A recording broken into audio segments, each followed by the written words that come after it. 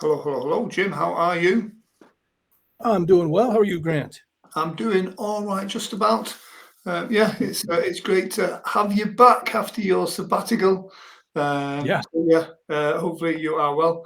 And guys, if you're watching live, please let me know where you are watching from. We have a great show lined up for you today. A fantastic special guest talking about his new book. But before we do that, how's Jim? What's been going on in Jim's world? I'll tell you, Grant, we were talking about a month ago. I think I told you, and like things were just so slow with shows because I hadn't been focused on that. And I tell you what, as soon as I shifted my focus to that, it's the craziest thing, dude. It is the craziest thing how the power of focus, because I've booked like thousands of dollars worth of shows just in the last week now, and my inbox is full. It's crazy. I just got another request today. It's change your focus, people. Whatever you focus on, you're going to get more of. It's crazy. Absolutely, absolutely. I seem to be focusing on coffee and biscuits at the moment. On your Yeah, futon? on my food, yeah. Yeah, well, like, I'm still trying to, when the weather changes and it goes Yeah. from being like that summer to like getting darker and colder, my body just craves like those naughty foods. So it's more difficult to stay on track. Dennis Ridgway's here. He says, "Hi, guys. Hi, Dennis. Great to have you here as well." Always a So, pleasure, Dennis. yeah. So we've got our guest on, so we're going to go through a couple of the kind of housekeeping and some of the stuff that we talk about first, and then bring our guest on. And please, if you have any questions for him, feel free to jump on. But we're talking about in the news. There is this article, which was about kind of first responders using hypnosis when it comes to dealing with people that's scenes of trauma and accidents. And which is fascinating because apparently people are very suggestible at those times of trauma. So there's a link just gone up in the comment section to that article as well. And I believe this guy is going to be a guest on your show, Jim.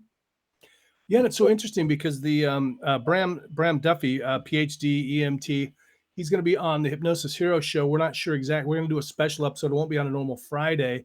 But so what he's saying is that basically when people go into an accident like that, they're kind of in shock. They're already in hypnosis, and so they're very suggestible, like Grant just said.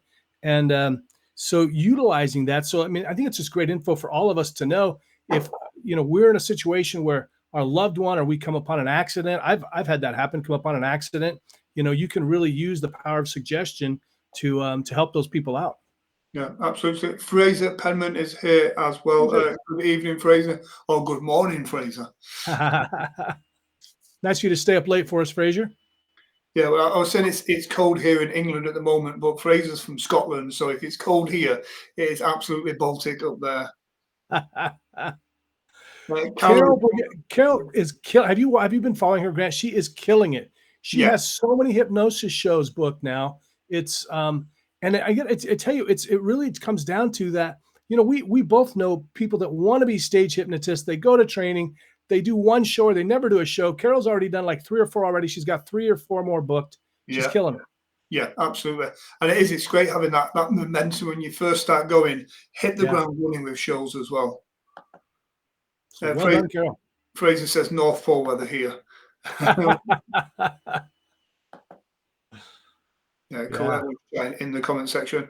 Also, it's a couple of weeks' time, or is it next week? The Mid America Conference.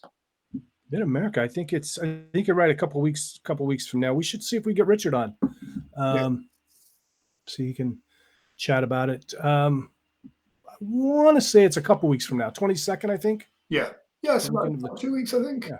So yeah, about 2 weeks from now. Yeah, I don't know about you, Jim, but everything at this moment in time seems to be going so fast. Time is really ridiculous at the moment, which is good in some senses, but in other times when you think, performing hypnosis summit, it's only a few weeks away. it just comes around so quickly. But yeah, that's going to be great. You're so right. I mean, really, we were kind of. I mean, we're already at like 4 months out. I think. What is it? Yeah. 3.5 months. Wow. 3.5 months. So yeah, this is I always say it's like 3 months is the time when it comes to start ramping up promotions for events. So you're going to be seeing lots more from me and Jim about that. Fraser Penman, just want to congratulate you on your keynote. Just seeing the announcement, well done. Yeah, which is Yeah. pretty cool. Following in Jim's footsteps, Jim was the main keynote there last year. So yeah. Carol says, I'm excited to hear what Kevin has to say tonight. I'm attending his training next week. Boom. But I think Yeah. on that note, we should introduce our guest. I'll let you have the honors, Jim. Well, I mean, if you know anything about stage hypnosis, you know this guy. He is currently there might be other ones, but for a while he was the only headlining stage hypnotist in Vegas. He's been doing it for years and years. A really nice 13-year anniversary, I believe, this week. 13-year anniversary. Really nice guy too, and he's got a special announcement. He's got a book coming out that you need to get. Everybody, give it up for Mr. Kevin Lepine. Kevin will join us. Oh, Sorry, there was a 3-second countdown there. Thank you Oh. so much for having me. Thank you so much. Yes, and this week does mark 13 years of me being a headlining performer here in Vegas. It is That's fantastic. unbelievable to me because I don't know. I blinked my eyes and it's 13 years later. And you know what? And I'll be honest. Other days, it's been about 255 years. I can imagine. Yeah. Did you when you first got the Vegas gig, did you have any idea or any anticipation that you would still be there 13 years later? Yes. I mean, I don't know. Like to be really honest, I don't know what the end goal was. Mm. You know, I think there is this belief of, oh man, if I could just do that for 2 or 3 years, I'd be rich, I'd be set for life, and I'd be done and out. Which is never exactly how it goes. Otherwise, George Clooney would have said the same thing after he got his first big paycheck. Yeah. You know, it's a great career. It's the career I've always wanted. It's doing what I've always wanted to do. And it's being where I've always wanted to be. Being at the Four Queens now makes it so much better. We're in a great home for the show. And I still love doing it. So Mm. it's and also I spent my time on the road. I loved being on the road. I loved being a road dog. But I gotta tell you, it is so nice to be able to do a show and come home every Mm. night. I bet. And for That's a days in joy. a row. Days in a Yes. row. Yeah, I mean, Yep. how cool is that? I mean, yeah, I get what you mean. I mean, it's fun being on the road for a while, and then it's like it's not fun. There was a time when if you asked me to describe my bedroom, the first thought that would have come to mind was my bedroom had 2 double beds in it, a Right. TV, and a piece of art that was bolted to the wall because Yeah. I Yeah. was living in hotels that much. So, Yeah. I mean, the fact that Emily and I get to come home every night and still get to do what we love, it's amazing. Yeah. I am rich in spirit, Dennis. I am very rich in spirit. But you got to buy the book. You got to buy the book to make him rich. People, come on. Ooh, So can yeah. you tell us Oh, about the book? I am hoping to become a thousandaire overnight with that. It might cover what you've spent to get it produced, right? So I'm excited. I have the proof copy in my hand. Yeah. The proof copy pretty much being the, oh my God, what mistake did we make that we haven't caught yet? That's what this is. Yeah. I'm really excited. The title is Deep Into My Eyes, From Victim to Vegas Headliner. And Jim, we had talked about this a little bit before. And the reason there's a Facebook event link, if you are on my Facebook, I promise you, you have been invited. That was a 3-hour process to make sure everybody got that invite. So we are only selling the book in paperback when it comes out. We're doing that because that's how the Amazon algorithm works. And so I need everybody to buy it in those first couple of days. There will be bonus chapters that you'll have access to by purchasing it in those first couple of days. There'll also be some other giveaways we're going to do with it. But the book is Deep Into My Eyes, From Victim to Vegas Headliner. It starts with me at the age of 15 ready to kill myself because I was severely bullied, severely abused. I couldn't take it anymore. I didn't want to live. And it's what happened that night, thank God, to change my mind.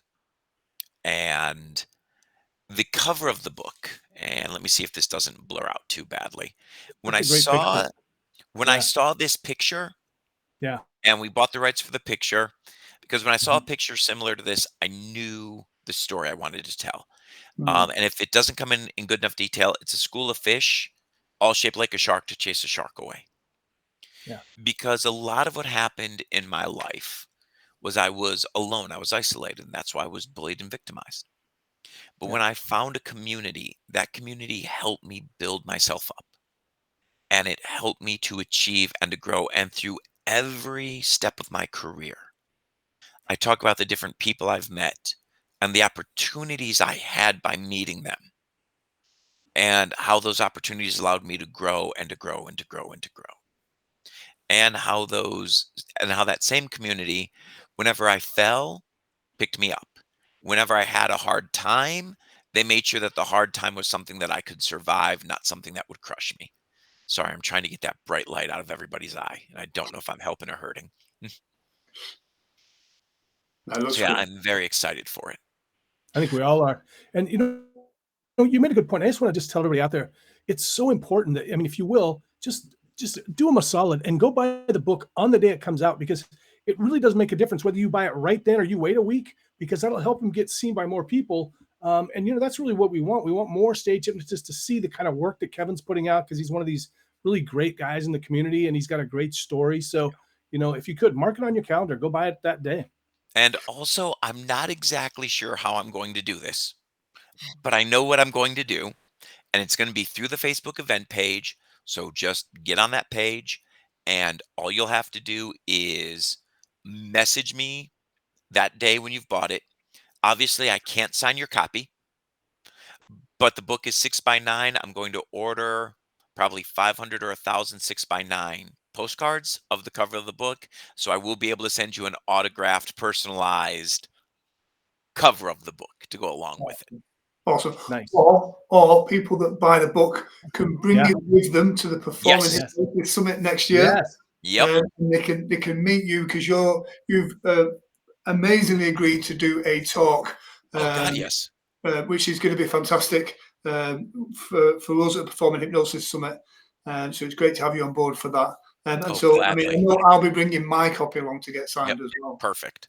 So, yeah. Yeah, Absolutely. there's that, and there's also going to be bonus chapters in the book. Like there's a chapter about how I got my show in Vegas, Mm, which is a great chapter, but it wasn't part of the overall story. There were a couple of chapters like that where my publisher said, "It's great, make it available as bonus content."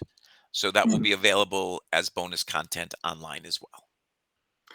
Awesome. One thing that like whenever I see a hypnotist bring a book out, there's a little bit of jealousy in me because the discipline it takes to write the book, which is why I think a lot of people that write the books are the people that aren't on the road or aren't doing as many gigs anymore. So it tends to be guys who retired.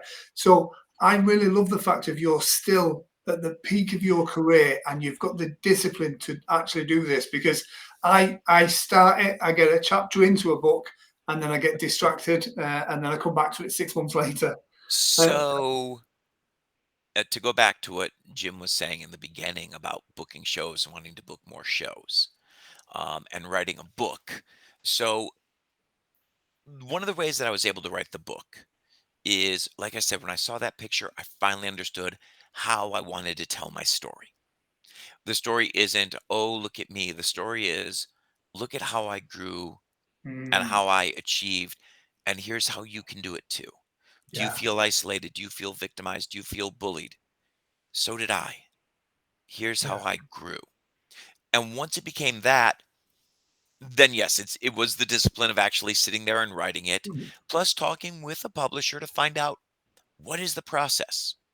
Because there is a process. I didn't know what content editors were.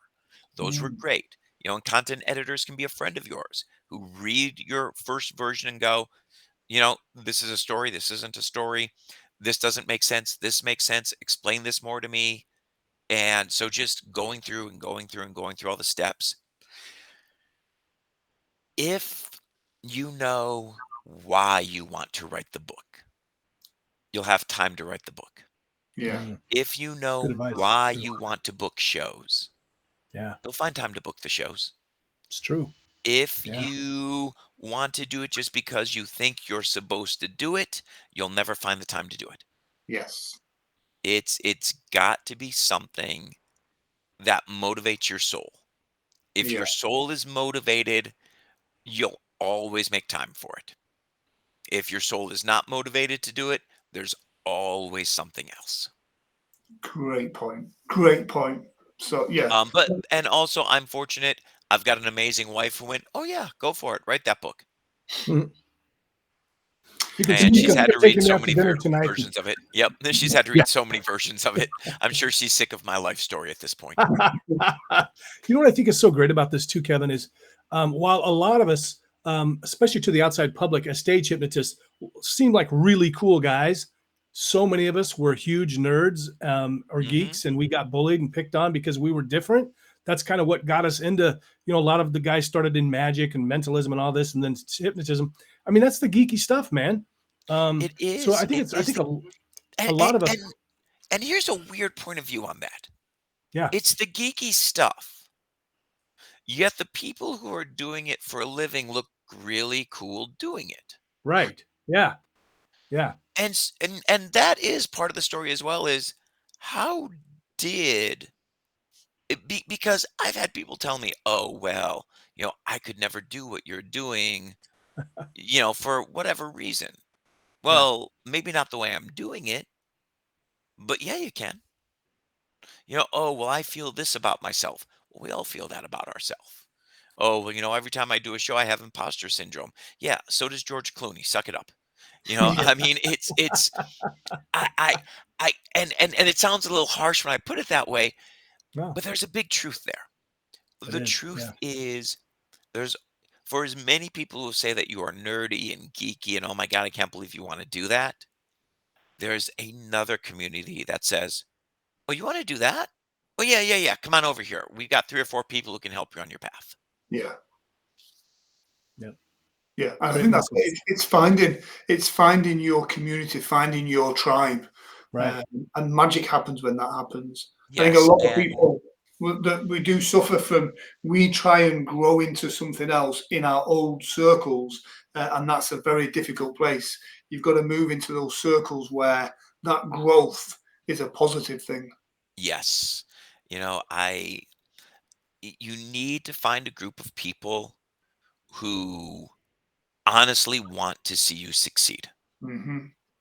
And they're not going to do everything for you. You can't expect a community to be responsible for your career.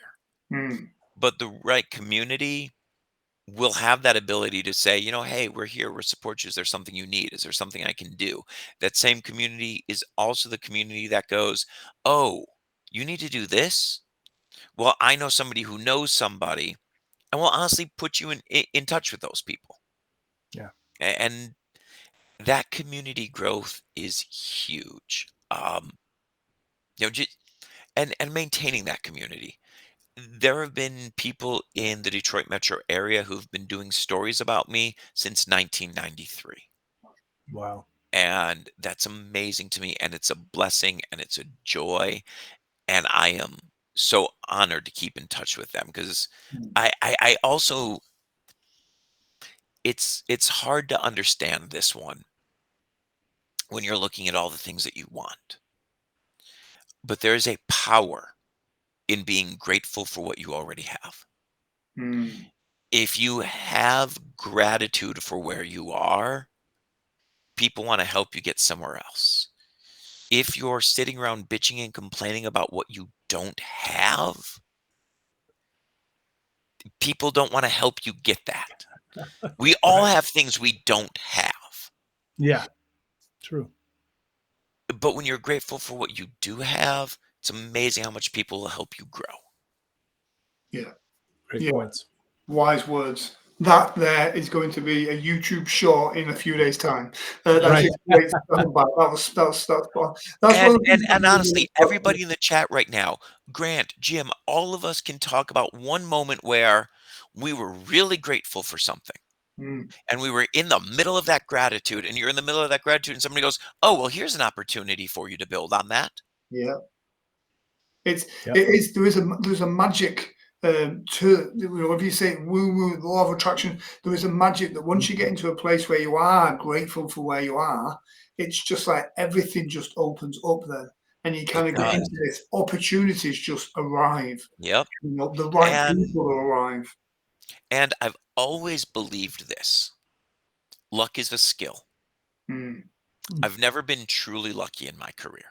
Because to be truly lucky, I would have had to have been walking down the street, or somebody would have had to walk up to my door and went, "Excuse me, does anybody, do you know anybody who wants to be a hypnotist?" And that's Yeah. never happened. But every time I've been out working, Yeah. another opportunity has presented itself. Mm. When I'm in Just that showing up. gratitude, when I'm in that joy, when I'm in all of that, that opportunity always presents itself. Yeah. But Dennis Ridgway there says Jim gave me the push. Mhm. Um, Fantastic. yeah, So because does that mean to doing more shows or off of a bridge? Because that could yeah, be either way. yeah. Either way, he's grateful. Mhm. Was it a positive thing, or do you need to see your doctor for some penicillin? Yes. Kevin, wow, And such a and great story. I can't wait to read the and book. if anybody has questions, if there's anything that you guys want to know about, doesn't have to just be about the book. Please feel free, type it in. For those of you who know me, I am glad to, no pun intended, be an open book and just answer anything I can. There were so many great performers that, oh God, that saying is so true in every way, shape, Mm, and form. There's a chapter that I have on a celebrity that I met who didn't, it, in his own words, he would tell you he didn't do much for me at all. But I would say he did so much. mm, And it was by inspiring me and by showing me how to be a good person. And one of the ways he showed me to be a good person was I started talking to this dude when I was 17, 18, Mm. 16, actually. Yeah. Well, all right, to expand the story. Um, when I was 16 years old, or no, when I was graduating high school, a buddy of mine got me tickets to the Mighty Mighty Bosstones show. And I got to meet Dickie Barrett, who was the singer. And we've kept in touch for all these years after. And he always provided me just Wow. this. And fast forward to I'm 32 and I'm doing an event in LA. Dickie's living out there. He comes out to the event. We're hanging out. He goes, "Hey, I just got a text. It's Sarah Silverman's birthday. You want to go to her birthday party?" I'm like, What? I Wow. didn't realize that he was the full-time announcer for the Jimmy Kimmel show.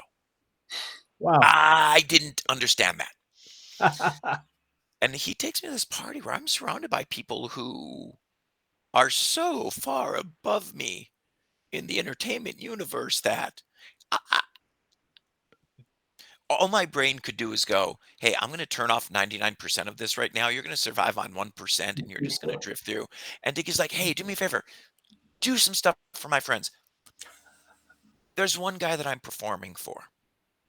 I had no clue who this dude was. Nice dude, funny dude. I didn't know who he was until the next day when I saw his picture on the cover of GQ and didn't realize I'd met John Hamm. Uh, Wow. but and there were a lot of people like that at this.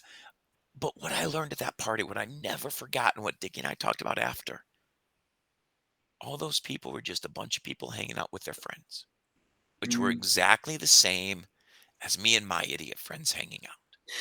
The only difference between me and my idiot friends and them and their idiot friends is they put in the effort to have a specific career that they wanted to have. That was it. There was no magic secret. Nobody there had a genie who just went, boom, there you go. Nobody went, "I appointed you to be the star of this show." They all just made a choice to do this. And that really helped me to go, oh, so the success I want is a choice. mm, How hard am I willing to work on that choice and that option? Dennis, yes, my Las Vegas show is adult oriented. I still do corporate events where it's very much a PG show or PG-13 show. In fact, I'll be honest with you, in my contract when I do a corporate show, There's a rating system you get to pick. It says G, PG, PG-13, unrestricted. Everybody marks PG-13. I immediately call them back and I say, "You do understand that PG-13 means I can make all the sexual innuendo I want. I'm allowed to drop one F-bomb." And they'll go, "Oh, we mean PG." I'm like, "Yeah, that's totally fine." Even groups that mark PG-13, and I call them and I tell them PG-13. When we get there, I go over material. The truth is, very rarely does a corporate event want PG-13. Mm. They want PG, and I just need to make sure that that's phrased properly. Jonathan, I appreciate that a lot, but honestly, all I do is give people and students a path. You're the one who's out there booking the shows and making it happen. And I will say as well, the reality twister, and loving your stuff, seeing it out there on social media as well. It's great when hypnotists put their stuff, put their shows out there. I know a lot of people have this paralysis sometimes, and they don't want to put it out there for fear of being judged by other people. But I think for the world to see stage hypnosis and book stage hypnosis, they've got to see that stuff on social media. So yeah, I love the stuff that you're doing at the moment, buddy. And any time that you can put out positive things about hypnosis, especially on the internet, because it's so easy for things to be negative, it's so easy for things to be overblown. Yeah, The honest, it's funny, but so I share the showroom with Mike Hammer. He does a comedy magic show at 7 o'clock. Brilliant guy, great human being. I'm very honored to share the room with him. But he and I talk about this a lot. There are people in his audience every night who he's the first magician anybody's ever seen live. yeah. And magic is way more popular than hypnosis. Every night in my show, I would say there's a good solid percentage of my crowd that has no idea what they're coming to see. People aren't that familiar with hypnosis as entertainment. If they are familiar with hypnosis as entertainment, they are familiar with an image that they have from the 70s or from a movie that portrayed it in a negative light. Yeah. I actually, I'm trying to put this in a nice way. I decided to hire a consultant. And I knew this consultant wasn't right for me when everything this consultant wanted to do was based around the idea of a swinging pocket watch. Yeah. And I'm like, You don't understand. People see that and that turns them off. I need to lean into this is funny. Well, why is it funny? Oh, well, it's funny because it has these things. Oh, well, I'd love to see a funny show that has those things. People aren't familiar with the idea of a hypnosis show being a positive experience. Yeah. Yeah. We have to, it's not going to be a group that does that. And I'm not knocking everything that's starting. It's not a group that's going to do that. It's going to be everybody who does it Mm. making a decision that one, I'm going to make it safe. I'm going to make it appear safe. Safety is huge. Yeah. The second, it has to go and so here's a problem with demo videos. A great demo video is a dude dancing around on stage. It's great footage. It looks great. It sells. But that and clucking like a chicken are the only images people have of hypnosis. Yeah. So so the more and more that we can put out into the world, it's fun. It's funny. Um, One thing that I would love to see more of, and I'm guilty of this, I would love to see more audience reactions to the Mm. hypnosis happening. Yeah. People need to know, oh, I'm going to go there and I'm going to laugh. I'm going to have fun. I'm going to have this reaction. And I don't think as hypnotists, we've done that a lot. I don't think we've been, I, David Blaine is a great example. David Blaine sold multiple TV specials based on reaction. Mm. And I don't know if in the hypnosis world we've done that a lot. Especially lately, I see a lot of things with people, with hypnotists dropping people on the ground, and people watch those videos and go, "I don't want to lay on the ground. Hmm. I don't want someone pushing me to the ground." And that's all they see. They see somebody's falling on the ground. Here's what they're not seeing. They're not seeing a video of, okay, I'm going to take this, I'm going to glue your finger to your forehead. You're not able to move your finger off of your forehead. And now looking at everybody else going, "Oh my God, that's really happening. Oh my God, I know Mike. Mike wouldn't fake that. Oh my God, Mike is really Yeah. doing that." There is so much where hypnotists are trying to look powerful. We believe that if we sell power, that's going to translate into bookings. That doesn't. Reaction translates into Yeah. bookings. Yeah. Laughter translates into bookings. Fun translates into bookings. Yeah. No, again, you talk about Having a golden. heart attack on camera might be good for a booking. I don't know. You with us, Jim? I'm worried about you. The reaction. I've been worried about him a long Yep, time. good. Does that make sense to people? I mean, I That know makes I just made so much a sense. giant blanket statement. No, it's so much sense. Um, It's bookers are looking for audience reactions, because that's what a booker doesn't care how powerful you are. They care whether their audience, their clients, their staff, their team are going to have a great time. They're the things they care about. That's what yep. the booker's looking for. It's such a great point you make there. And it's literally, I'm going back and thinking in my head now, and it's like, do you know what? I've done a couple of videos where I've kind of done that, but not realized why. And now when you say it, I'm like, I need to do more of that because you're Yeah. absolutely right. Yeah. Selling that is way bigger. I don't understand that sentence at all. Yeah. I just found the live. Oh, it's his book.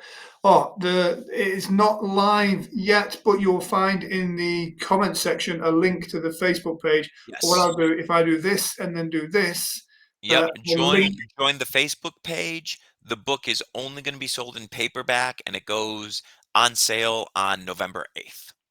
And we're all going to kind of make a point of, for Yeah. the algorithm on Amazon, you want to be buying that straight away. So we're all going to kind of jump on that.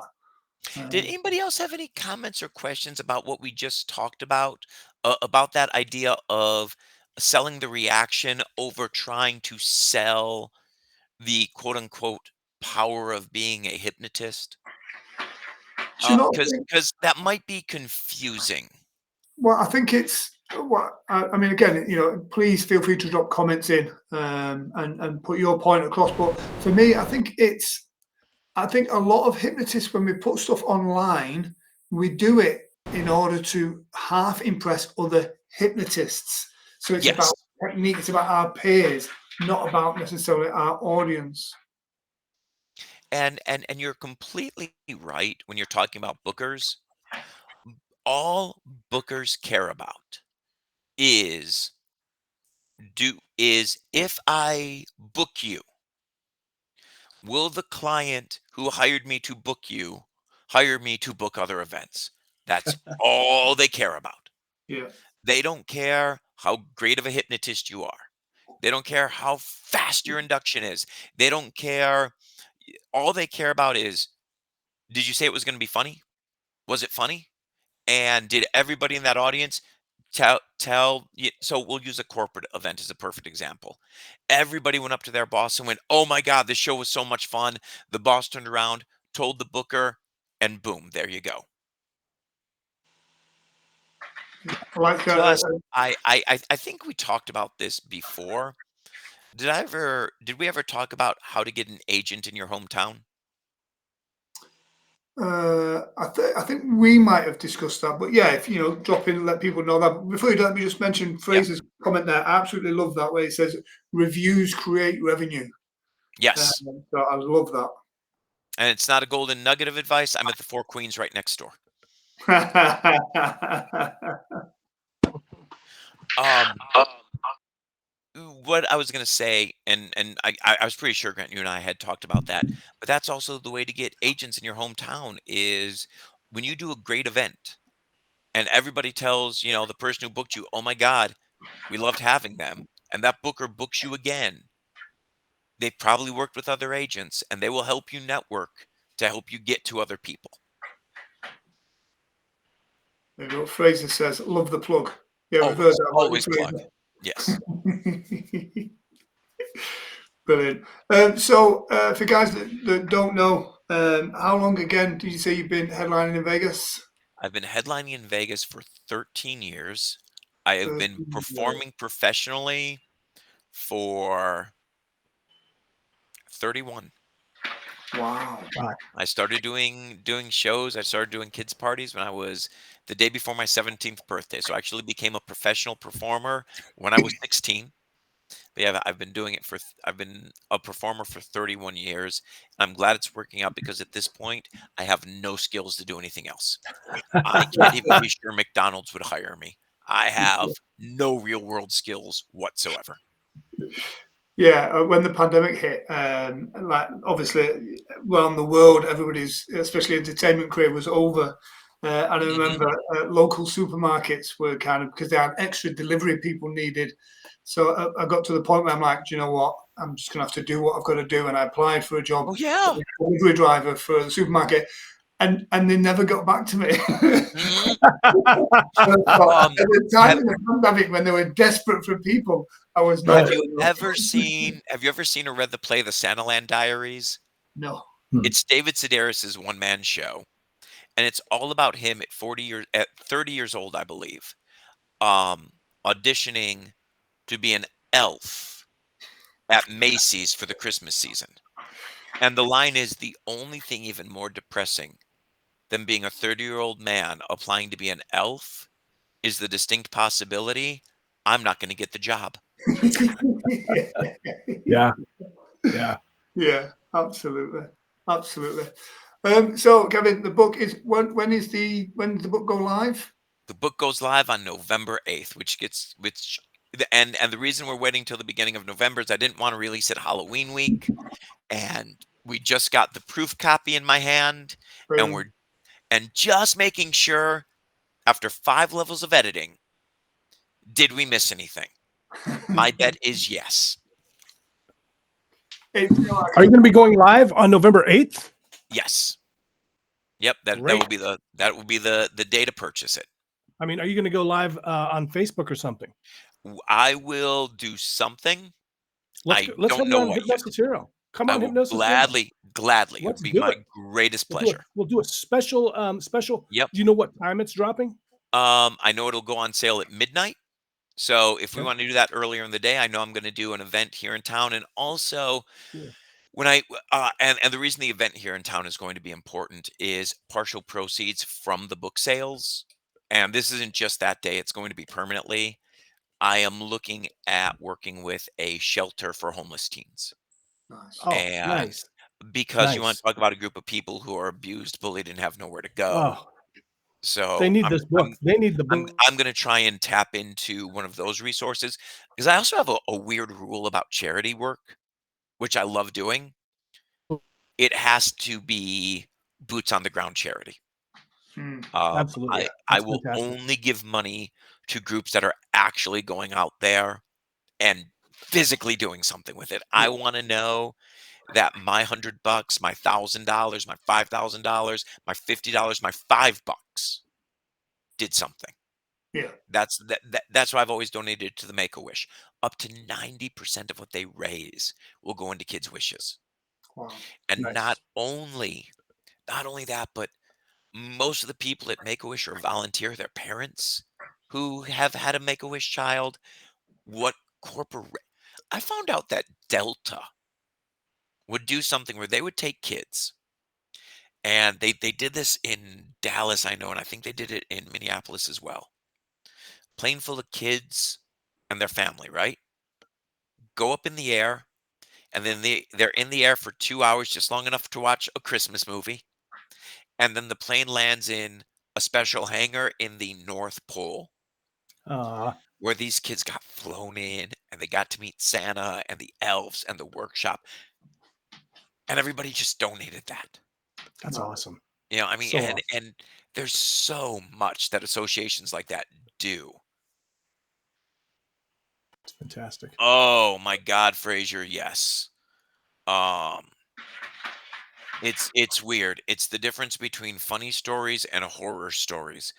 Because if the only difference between comedy and tragedy is time, it's, the sports bar that books you during a major football game, but they won't turn off the TVs. It's the Been there. it's the Been it's there. the corporate events with the 40-foot dance floor of death. Yeah. Um, and the 40-foot dance floor of death is there's your stage, a 40-foot dance floor, and then the first row of audience. But yet the band stage is set up right in the middle of everything. Yeah. Yeah. I had a at one point my rider also said that nothing else can be going on in the room. There's no other activities, there's no music playing, there's no other shows, and there's no other production. There are no amusement rides. I literally did a show with a tilt-a-whirl next to my stage. Yeah. Um, One of Emily's favorite moments was it's a corporate event. I'm doing my opening, and this woman comes down and just sits on the front of my stage and goes, "I'm going to be your volunteer." And I just stared at her. And I realized I can't say what I want to say because it's a corporate event. And so I Jack Benny'd the moment.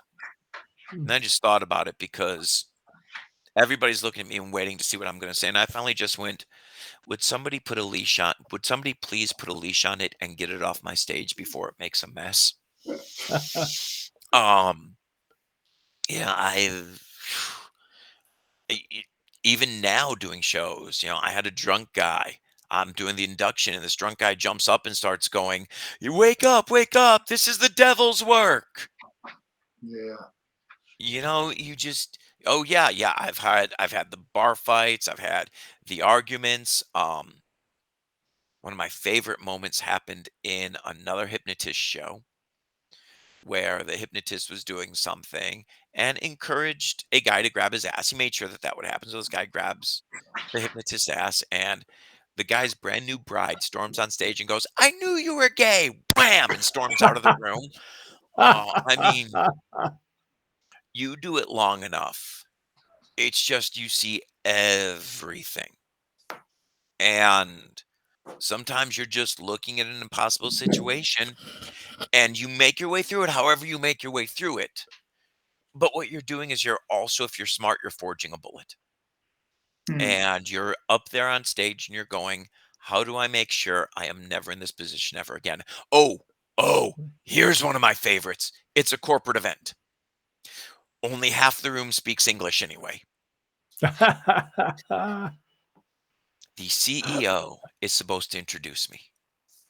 And instead of reading my introduction like he's supposed to, he says, and I quote, "I guess we have a hypnotist or something. I don't know. I'm going home."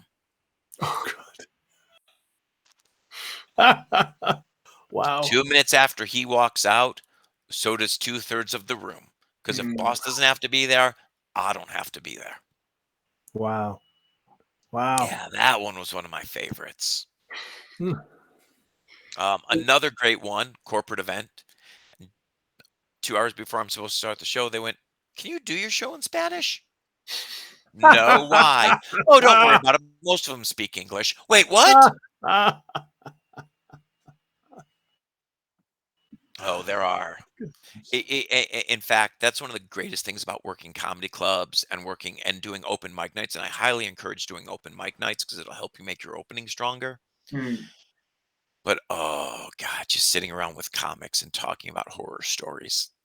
Yeah. Yeah, I mean, we have all had to do them. The- I've done the- so the- many comedy nights where it's just a bar that puts a microphone up, Yeah. and good luck. there's a rite of passage though. There is a there is an honor in going through them. I love my horror stories. I love my disasters. I love Yeah. them now, like you said before, the difference between, comedy and tragedy is timing. Mhm. Looking back at my horror stories, I No, love no, no, them. no, no, no. The difference between comedy and tragedy is time. The difference between comedy and tragedy being timing just means how I phrase the tragedy. You broke your spine? Yeah, that doesn't quite work. I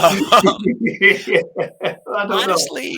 Honestly, the horror stories, it depends. I Mm, can honestly tell you, you don't have to have them. mm. You don't have to have any horror stories.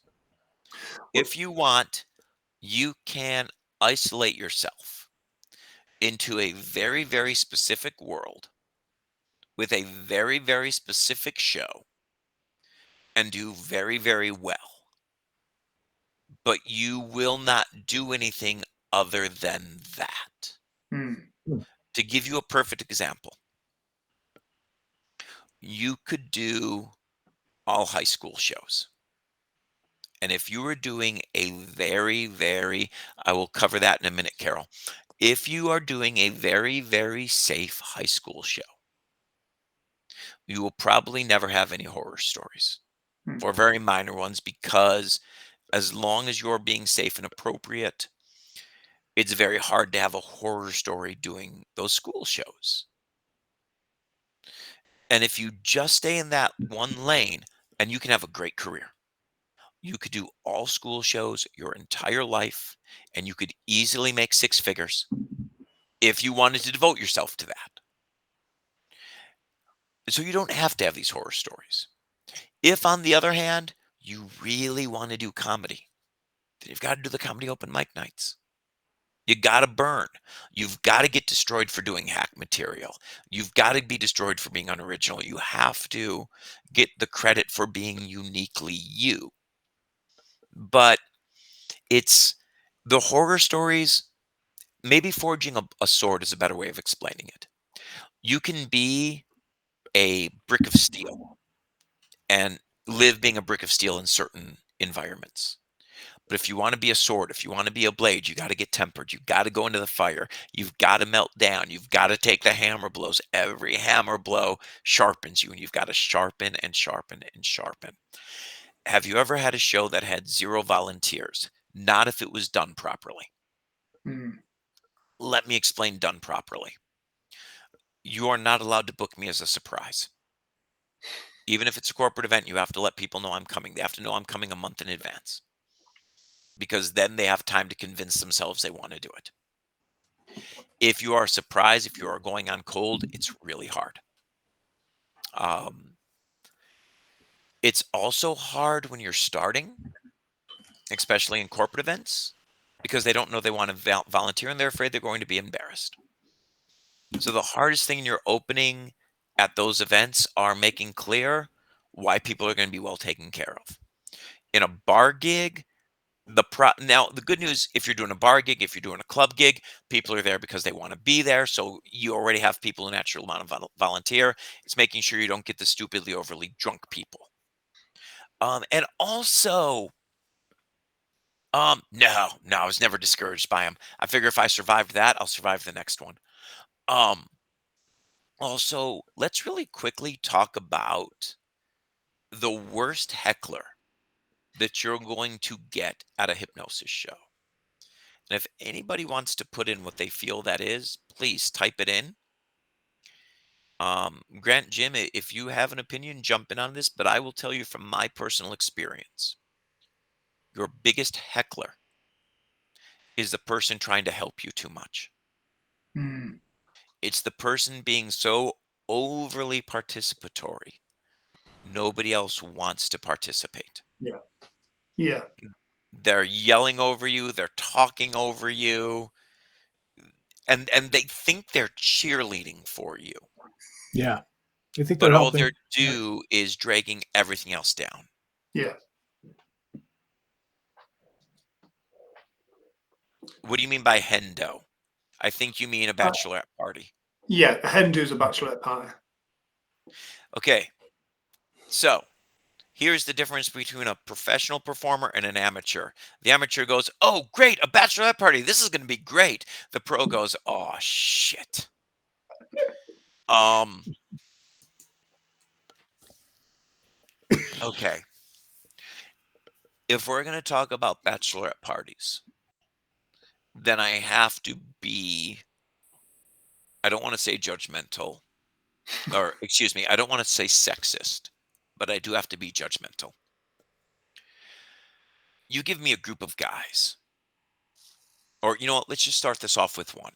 You give me one drunk guy who's Mhm. being an ass, and I will shut him down in 3 sentences, because in 3 sentences, he'll either shut up or he'll go, "Screw you," and storm out of the room.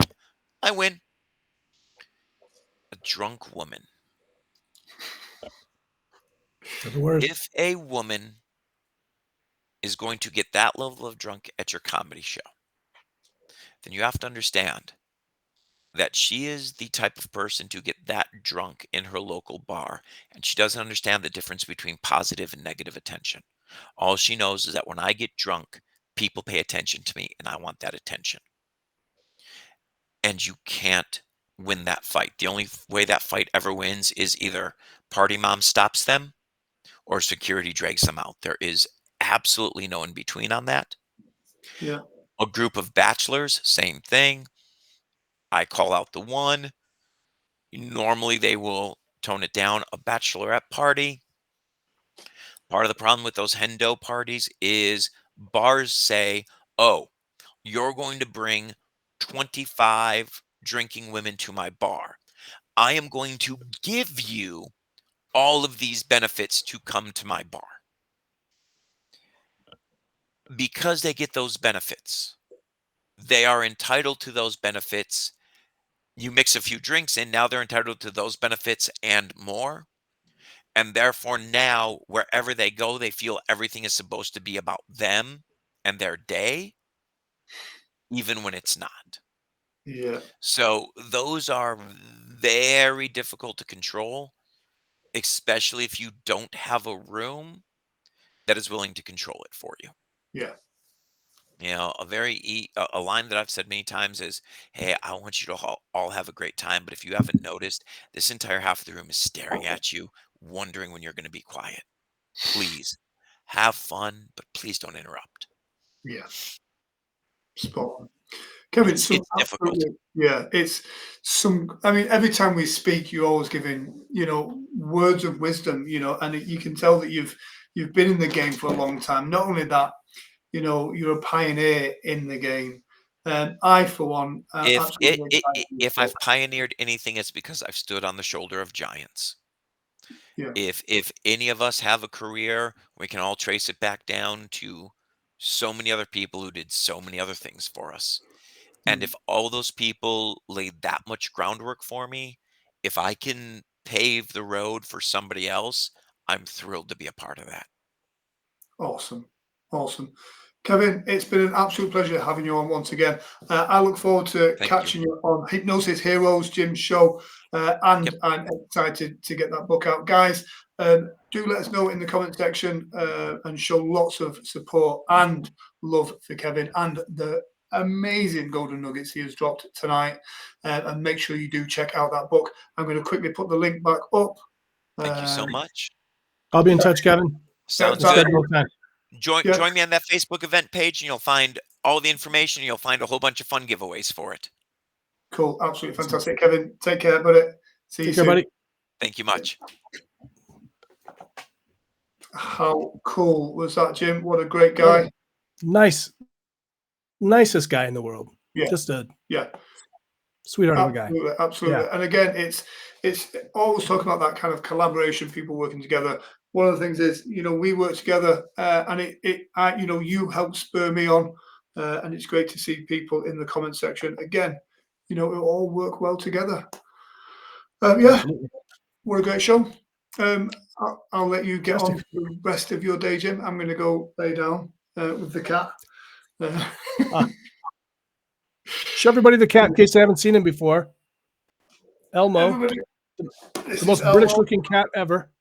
There we go. Show his face. We need to see that British face. He is not out there. Bless him. 8.5 kilograms. He is a fat cat. Atta So, boy. It's all muscle.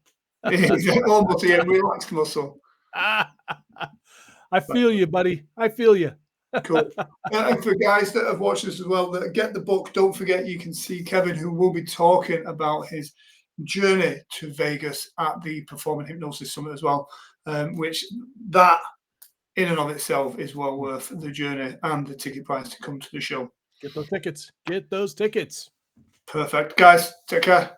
See you soon.